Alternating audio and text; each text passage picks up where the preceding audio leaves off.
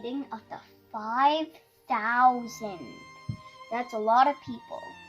Jesus one day called his 12 disciples to him and said, "I am sending you to teach and heal the people of Israel.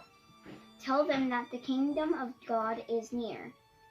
Heal the sick, raise the dead, cleanse lepers, and cast out devils. You have received freely, give freely in return." With these and other instructions, he sent them out by themselves. After several weeks, they returned to him, full of the wonders they had been able to do in his name. And at about the same time, the news of John the Baptist's death was brought to Jesus, partly because he knew that the disciples would be drained of energy after all their teaching and healing, and partly because of his sorrow at John's death. He sailed alone with his disciples to a deserted place on the north coast of the Sea of Galilee. But it was never easy for Jesus to find solitude. Quickly the news spread he had sailed northwards, and great crowds hastened round the coast and were waiting for him when he landed.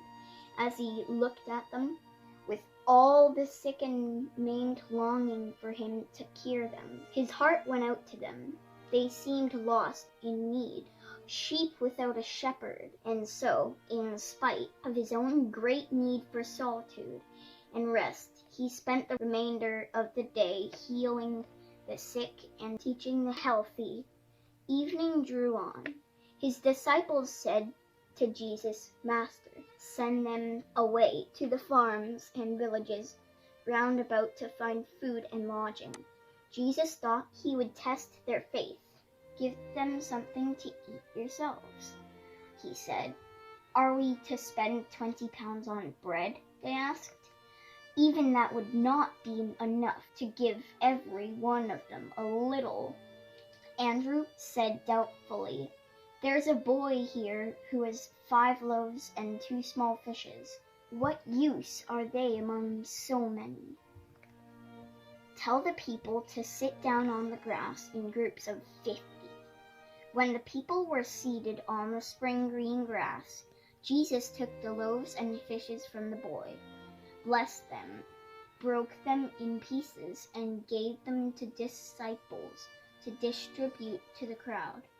The disciples expected all the food to have gone before they had finished giving it to the first row of 50. But the more they gave away, the more there seemed to be in their hands.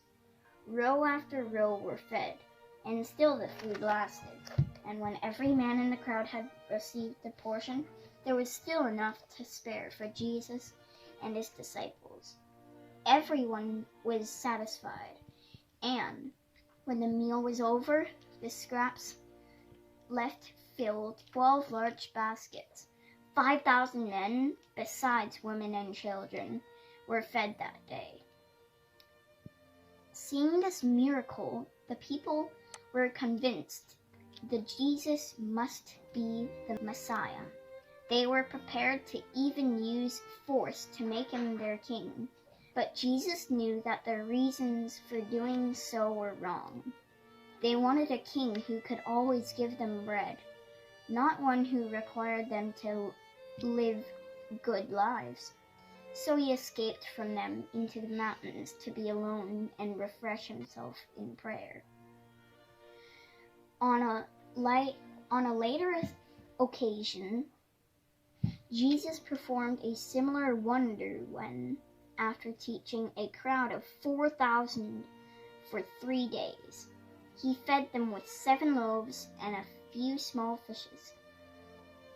7 baskets full of fragments were left over.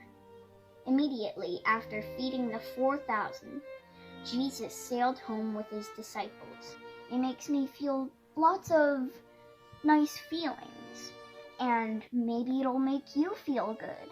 Maybe it'll make you feel the same way as I am. I wonder.